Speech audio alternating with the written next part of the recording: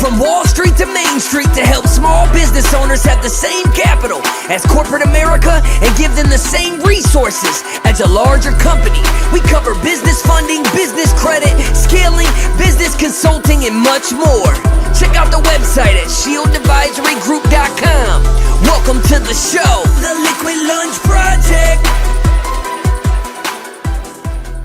Welcome back, everybody, to another episode of the Liquid Lunch Project. I am Matthew R. Meehan, alongside my partner, the Professor Luigi Rosabianca. What's going on today, Lou?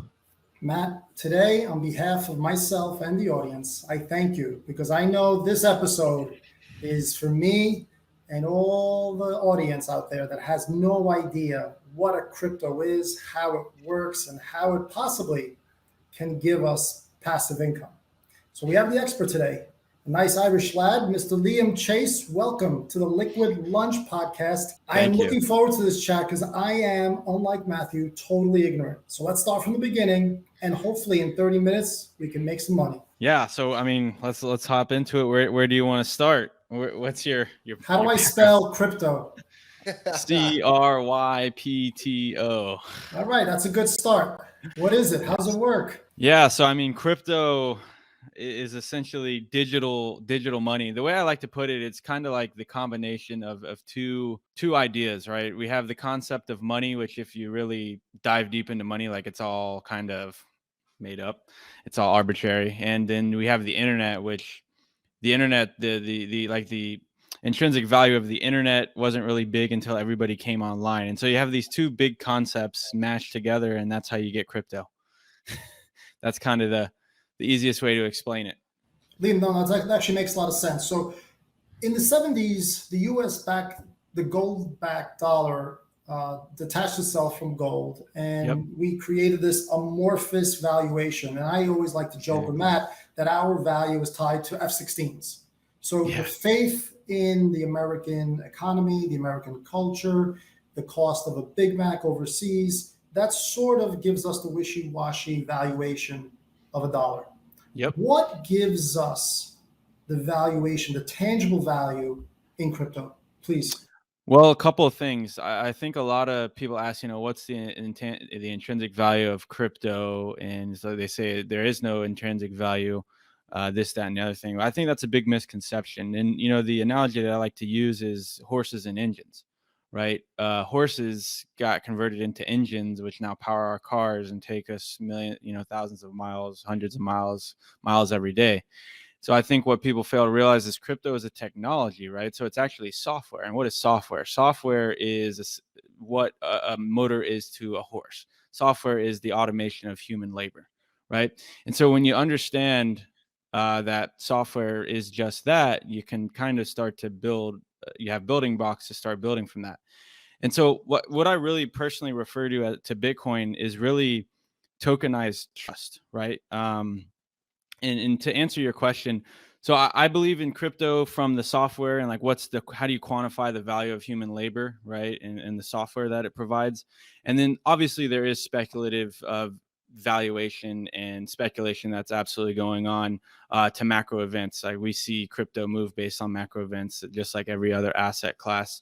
And so I would say, and when I refer to Bitcoin as decentralized trust or tokenized trust, is because, I don't know if you're aware, but Bitcoin was actually created in 2009. So like literally right in the midst of the 2008-2009 financial crisis, when guess what? A lot of Americans were losing faith in our financial system. I mean, we had companies being bailed out because they were, putting their hands in the cookie jar. We had Lehman Brothers doing, Repo 105, where they were swapping their T-bills for cash and buffing up their balance sheet. And so I look at Bitcoin as a tokenized trust because and by the way, just like kind of get into the idea of the blockchain, like what is a blockchain?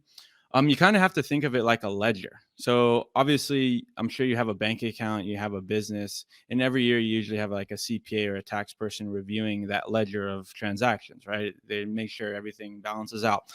And so you can take that same concept to a blockchain, which is the technology that underpins Bitcoin itself, the token, the asset. But instead of having a singular CPA that's verifying all the transactions on the ledger, the piece of paper, it's thousands of accountants all across the world making sure that this ledger balance zeroes out at the end of the day. And so that's essentially what it is. It's a community ledger that anybody can verify and everybody can participate in. And so, I mean, that's at the fundamentals what it really is. So if you had your classic portfolio, Yep. would the crypto replace the bond? Would it replace the commodity holding? Would it replace gold? If you said, I only have $10 to invest and I want a diverse portfolio, how would you describe crypto to the layman? How would I describe it? Well, I mean, it's digital gold. That's probably the simplest way to put it. It's digital gold. I mean, gold has historically been the store of value asset, and why? Because it's limited in supply. Not anybody can just print it, and it's transportable. It's you can take it. You can't really take real estate. You can't take your business, especially back in the days. Like you can't travel with your wealth. So gold and silver gave you an easy way to travel with your wealth. And now I feel like Bitcoin is just getting gold caught up to the 21st century because we have everything else online. Why isn't our money online? Well, Bitcoin is just the tip of the iceberg when it comes to crypto, right? Yeah. So when we're talking about crypto, there's this word crypto, right? But when most people talk about crypto, they're talking about Bitcoin or Ethereum, right? When I started to dive a little bit deeper into this, I was confused, man. And I spent 17 years on Wall Street, had an investment bank, and honestly, 2013, right below my office, there was a small office of a bunch of younger guys, probably in their late teens to early 20s, walking up and down Wall Street, shouting out Bitcoin, Bitcoin. And they made a carnival barking series out of it. So nobody really took them seriously. Right. If I had a time machine and went back, I would have bought everything that they owned, right? At that point in time. But I think people get confused because there's so much going on in the space, and it's starting to become more mainstream, right? Yeah. So when we talk about crypto, the first currency available in crypto that mainstream knew about was Bitcoin, right? Yep. So can you separate the difference between Bitcoin and these other types of cryptocurrencies out there? Because if I'm not mistaken, Bitcoin has a limited supply, and there's not going to be any more made after, was it 21 million? Yep. million? Yep. Yeah. So I think it's I really hate, I don't know if I hate, but I think it's definitely confusing to the mass to call everything a cryptocurrency. We kind of branch everything under cryptocurrency when most of these, I prefer to call them crypto assets, right? Because they're more assets than currency. I mean, we're not really using Bitcoin to do transactions. We're not really using a lot of these crypto assets to do transactions per se. And so, yeah, if you're just getting into crypto, I would definitely start with Bitcoin.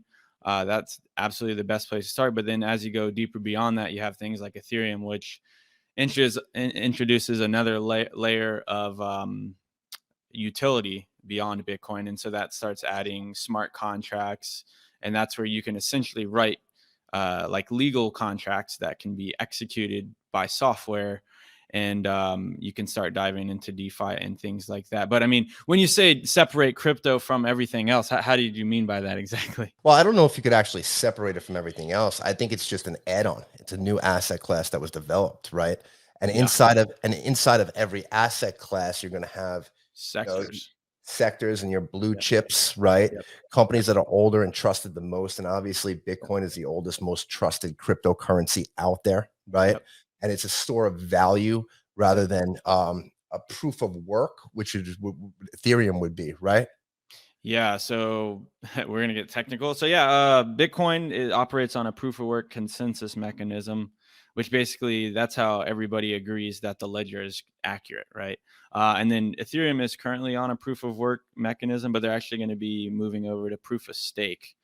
And so just to kind of describe those, the way that the Bitcoin actually works is you have these super powerful computers that are trying to find the problem to this very extremely complicated math problem, right? And so in order for the computer to solve that problem faster, they got to use more energy. And that's where we hear about the whole proof of work stuff and the mining topics that we may hear on the news and whatnot.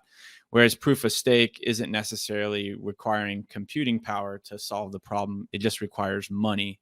So you basically put up a stake, like when you go play poker, you put a stake into the game. And then if you lose your chips. If you win, you keep your chips and make some. So that's kind of how like proof of stake works versus proof of work. Just so the audience understands, Bitcoin is its own blockchain and Ethereum is a totally separate blockchain. It's like two totally different highways that you would go down, right? One highway is still being built and the other one is set in its ways and it's not going any further at the end of the day, right? However, let's talk about Ethereum a little bit because I think it's an interesting topic because everything that you see from NFTs to these play to earn games that people are hearing about right now, most of it's being built on top of the Ethereum blockchain. As a matter of fact, I heard some of the investors out there saying all the applications that are being built, 70 to 80% of the startups are building on Ethereum, which means they're using their software to build on top of it. Yeah, exactly. And, I want to check in with Lou here. I want to make sure he's following along. Lou, what questions you got? Where you at? So just from a valuation perspective, right? So you gave a really nice analogy before, right? Yeah. With gold. Yep. However, I can state with a degree of certainty that there's been 244,000 metric tons of gold mined on this planet in history. Totally. So there's to use your analogy, there's a ledger, right? I know what the valuation is. There's a supply and demand. Where is the supply capped, if at all, with Ethereum or other blockchains? Yeah, so it's all software and code. And if you understand software and code, especially in the sense of crypto, because it's decentralized, meaning no single entity controls it. Like when you have a Bitcoin, there's no company backing Bitcoin. It's just a network. And so I think that's a pretty big concept for a lot of people to wrap their head around because there's no company, right? And it's just a network. It's a piece of software. It's a piece of technology that Bitcoin comes from. And as far as so within the Bitcoin, it's kind of like I refer to it like the first 10 amendments. Like, we have the Constitution, and the Constitution, we have the first 10 amendments, the Bill of Rights.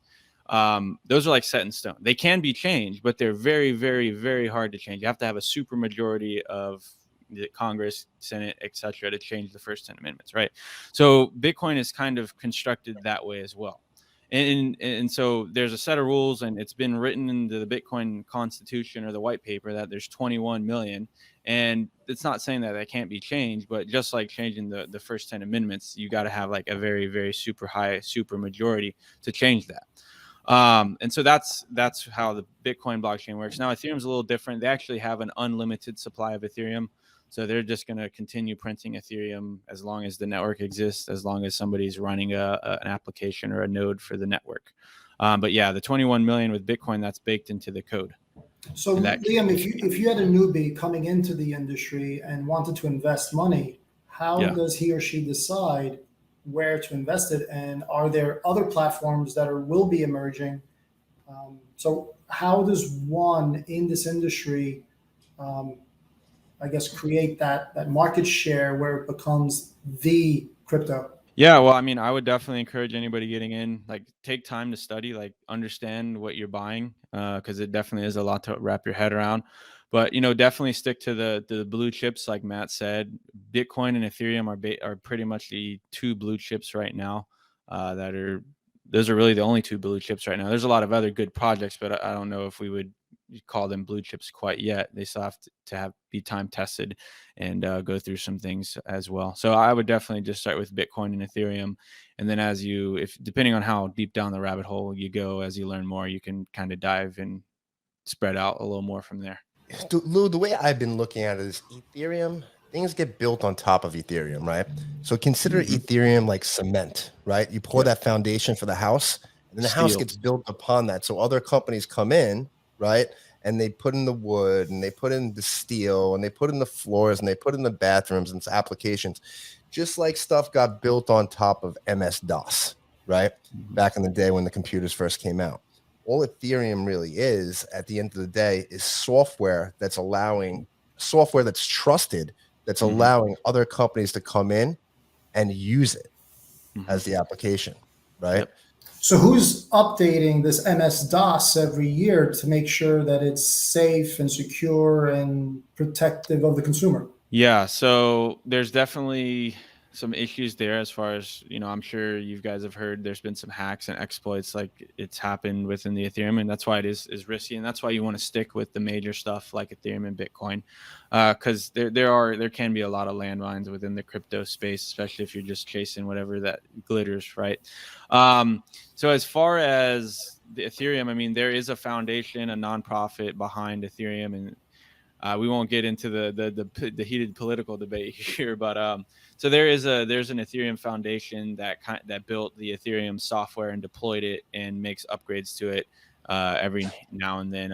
So they're actually in the process of migrating the consensus mechanism, like I said earlier, from proof of work to proof of stake, and that's really to like address some of the environmental concerns and ultimately make it more energy efficient. Liam, since we got the basics out of the way, and we probably threw everybody through a rabbit hole already, let's get to the fun stuff, right? So I know you're a professional and you're helping people earn passive income, right? We all know we can buy Bitcoin and hope it goes higher. We can buy Ethereum, hope one day it trades higher, but that's kind of like buying a house and not renting it out, because you're not generating any cash flow and you just want the appreciation.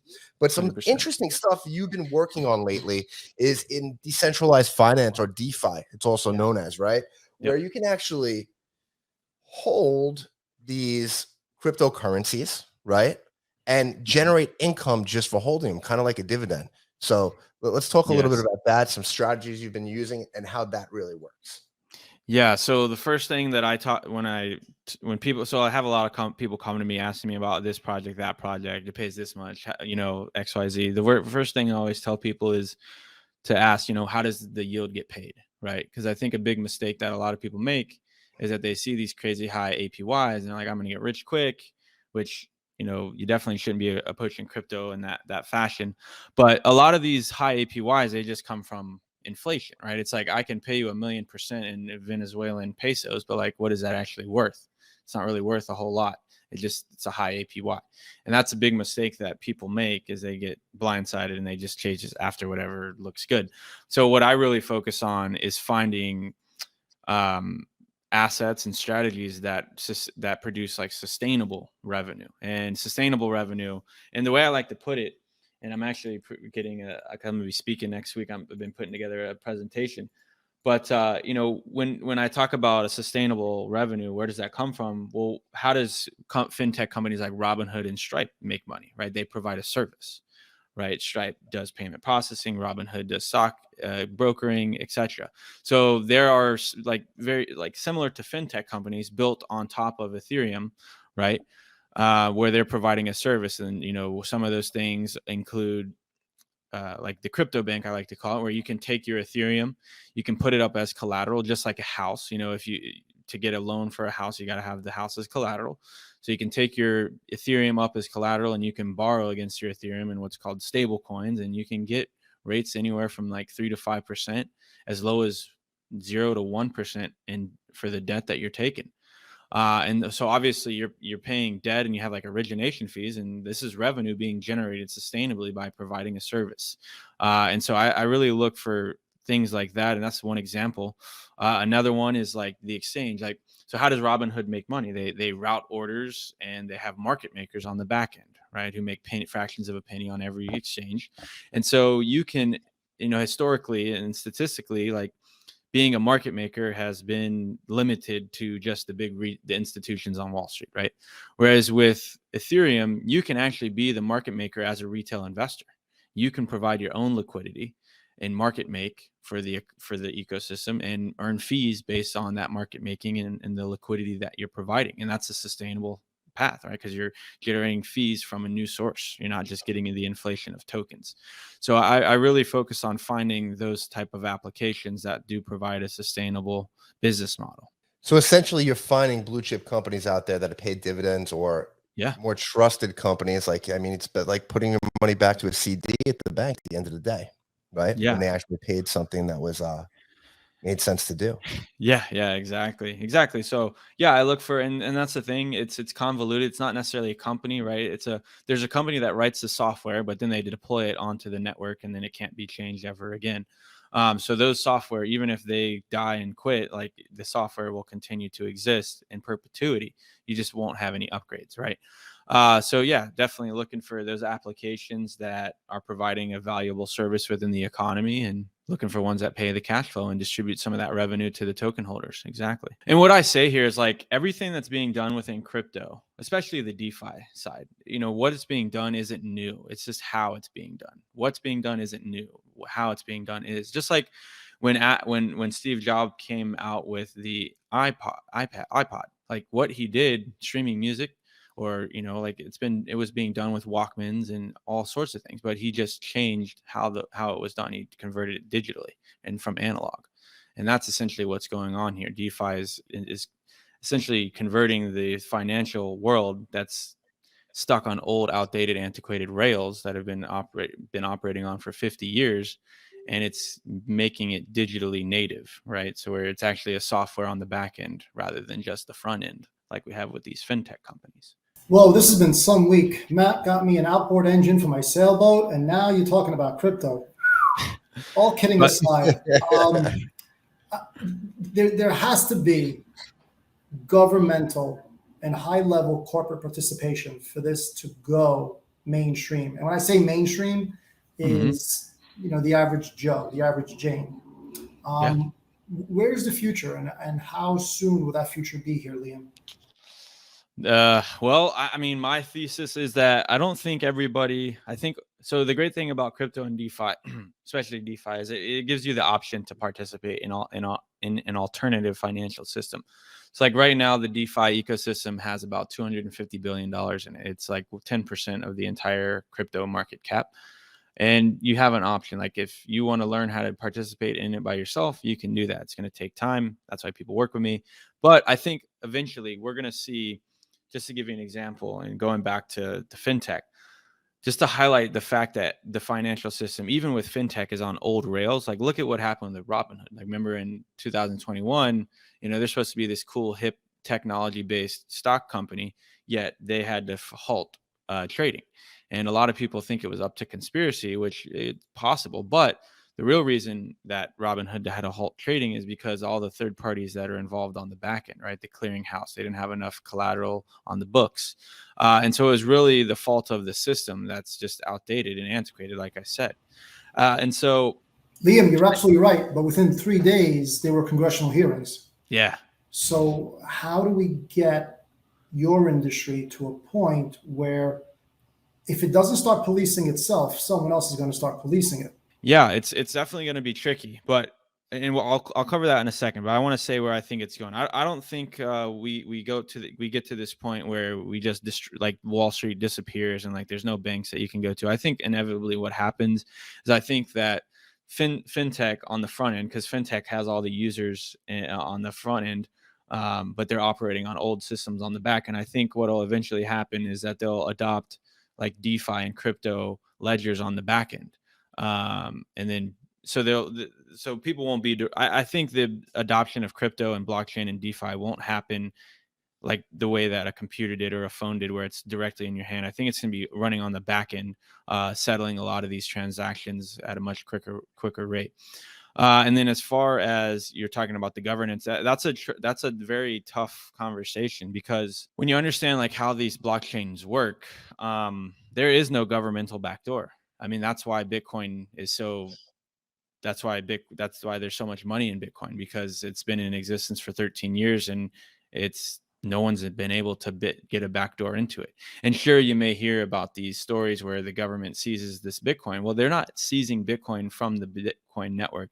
They're seizing Bitcoin from third parties where people place their Bitcoin, right? You always hear that saying in crypto, not your keys, not your crypto.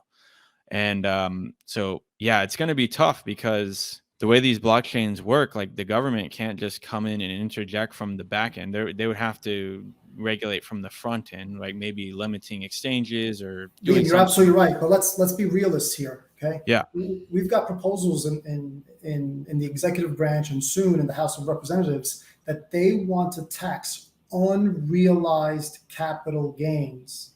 Yeah. Maybe if my apple tree makes a bushel of apples, I may have to pay tax on that today if I may have a bushel in a month. It's the most ridiculous thing. It is. It So really don't you think that someone's going to put a bullseye on crypto in the very near future, especially with a $30 trillion debt? Just saying. Yeah, I mean, they could, but what are they going to accomplish? I mean, the worst thing that they can do is just prevent us from trading it. But I mean, black markets exist. Like there's a lot of things that are banned and illegal, but markets still exist for them. So I just don't know. They can't. That's the thing. There's no company they can go to and shut it down. They can't raid a building and shut down Bitcoin. They can't raid a company and shut down Ethereum. So they'd have to do it from the front end. And so yeah, I think the worst thing that they can do is outlaw it. But even I don't think that's very likely. I mean, they've already approved the Coinbase to be traded on the SEC. Bitcoin's been registered, like considered a property by the IRS since 2014.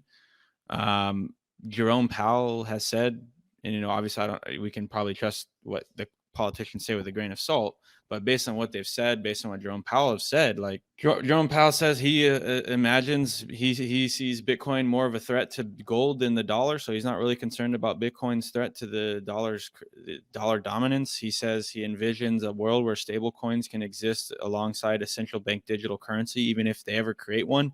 He says they're not really actively trying to create one. And plus, if they do make a CBDC, like it would have to go through congressional approval and things like that. It has to go through regulatory approval. So I just, from being within the ecosystem, I don't think there's anything that's like an immediate factor that would deter me. Like maybe some regulation, and I think regulation will be good. Like once we get a spot ETF listed on the markets, that's going to let a lot of institutional money in, a lot of pensions, a lot of hedge funds that are scared to get direct exposure. So I just don't see anything that would completely destroy crypto at this time. I mean, that could change tomorrow. What do you say about those goody two shoes that don't want to get involved with crypto for moral reasons because it does serve as a black market for various pursuits?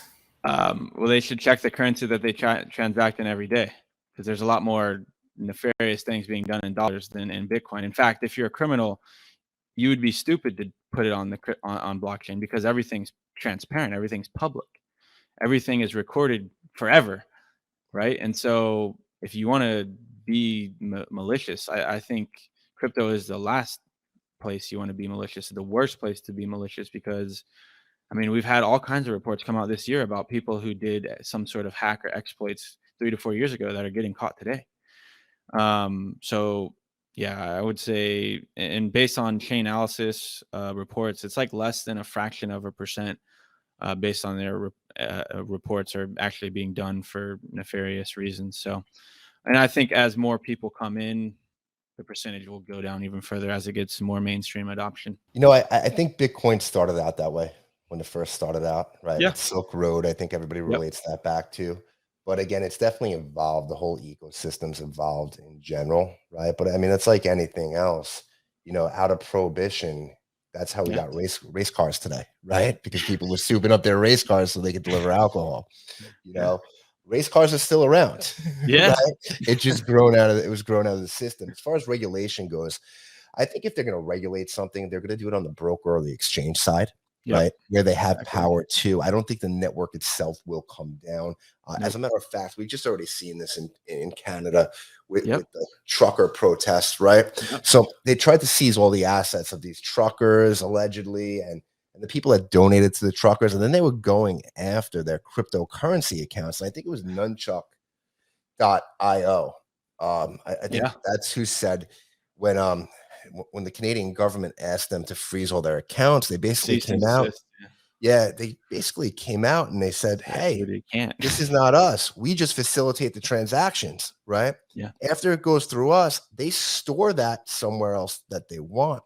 So essentially, if you were to buy Bitcoin right now and store it on a computer somewhere, right? Well, Well, hold on, a hard wallet specifically. Okay, Cold yeah, storage hard wallet. Yep. a hard wallet. Nobody's going to really know what your capital gains taxes are at the end of the day. So I don't think they're going to be able to come after them. It's when you sell and try to pull the money out of the system is where the issues are going to be. Yeah, exactly. So, and that's the thing for like, especially with like criminals. I think, they say like, oh, Russia could potentially evade. Well, everybody knows like if the only people that would be doing business with Russia is people that would be willing to face the sanctions of America, which I mean, we could probably think of a few people. But yeah, I mean, for the general, like in general, like you're not going to be able to do much with your Bitcoin because it's not really a currency to spend. Like it's just an asset to hold. And so if you do get your Bitcoin nefariously, I mean, it's not going to be a cakewalk to spend it, right? Especially Well, Liam, that leads us to the natural conclusion is for all these crypto millionaires, how can they monetize and spend it if they want to buy a dinner, if they want to buy an apartment, if they want to buy a car? Well, those guys are fine. I mean, if they're legitimate crypto millionaires, I mean, they just take it to an exchange like a Coinbase. I mean, are you assuming that it's? I mean, under what assumption here? I mean, they just. No, I'm sorry. I probably didn't phrase it well. Is will we have a point where retailers are now accepting crypto as an exchange for value? Yes and no. So, I mean, there's these things called stable coins that exist, which are basically dollar equivalents. They had a congressional hearing about a couple of months ago, and a lot of Congress people were pretty open to it. And, but basically, because that's the thing, like this blockchain stuff is a technology, and then you apply things on top of it. So, like in the case of a stable coin, it's basically a crypto asset that's equivalent to a dollar. So it's a dollar, but running on the crypto blockchain technology. So I think what we'll see, and what I say is we'll see the integration of like blockchain and this technology into our current systems is that like, let's say I want to, so like, for example, Stripe, let's talk about Stripe because I talked about Robinhood. We obviously know why Robinhood got set down, but Stripe, like I'm a business owner, I have Stripe and they take 3% and then it takes, 2 to 3 business days because I'm a newer business owner for me to get paid out. Whereas I love transacting in crypto because guess what? When I pay with it, the people I'm paying get it instantly and there's not 3% transaction fees.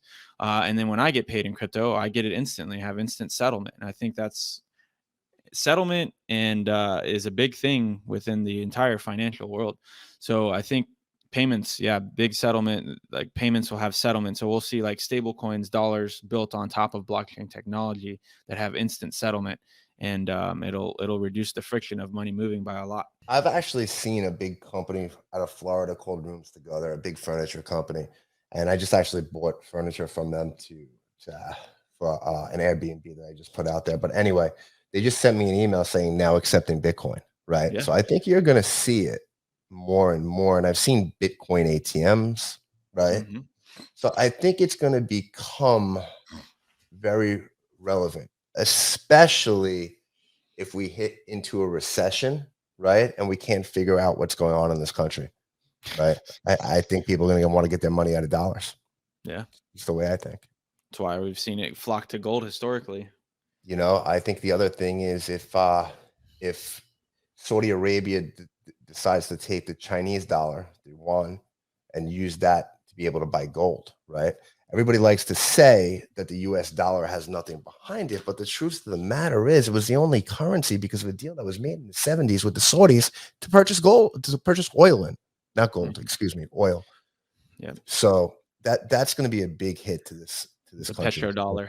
Yeah. Liam, we appreciate you being here, brother. Tell everybody how they can find you. Yeah, so you can find me on Instagram at Crypto Cashflow Pro. I'm super active on Facebook. Liam, just find me on Facebook, Liam Chase. I'm wearing I wear glasses. I don't know if they'll see the video. And then join my newsletter. I got a weekly newsletter. I basically send a recap, a weekly wrap, as I call it, of just all the macro stuff that's going on with crypto. And you can find that at defidocs.io, defidocs.io. Also has some free resources that you can read on and learn about blockchain more in depth than what we've talked about today in DeFi as well. So definitely check that out. Get on the newsletter and start there. Liam, awesome, thank you for increasing my IQ about 10 points today, man. Thank you. Absolutely, Lou. It was a pleasure. Listen, you brought us down a rabbit hole, my man, but it's definitely something you're passionate about. I know people personally firsthand that you've helped. So everybody go reach out to Liam. Even if you're just getting started, you're looking some outside the box strategies, he's here to help. But Liam, before I let you run, I got one question for you, my man. Yeah. What does success look like to Mr. Liam Chase? What does success look like for me? Well, I feel like I'm pretty successful as right now.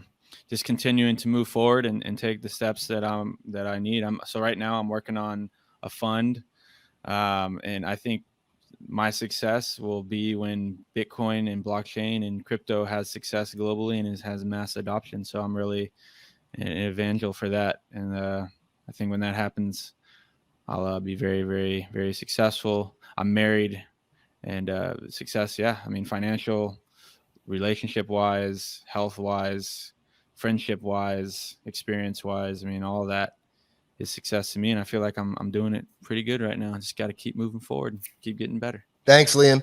Hey, guys, Yes, that's a wrap of another episode of the Liquid Launch Project. Matt, what's this 5G thing you're talking about? Huh? What's 5G? Thank you for listening to the show. And make sure you subscribe, leave a review, and share it with a friend. We'll see you on the next episode of the Liquid Launch Project.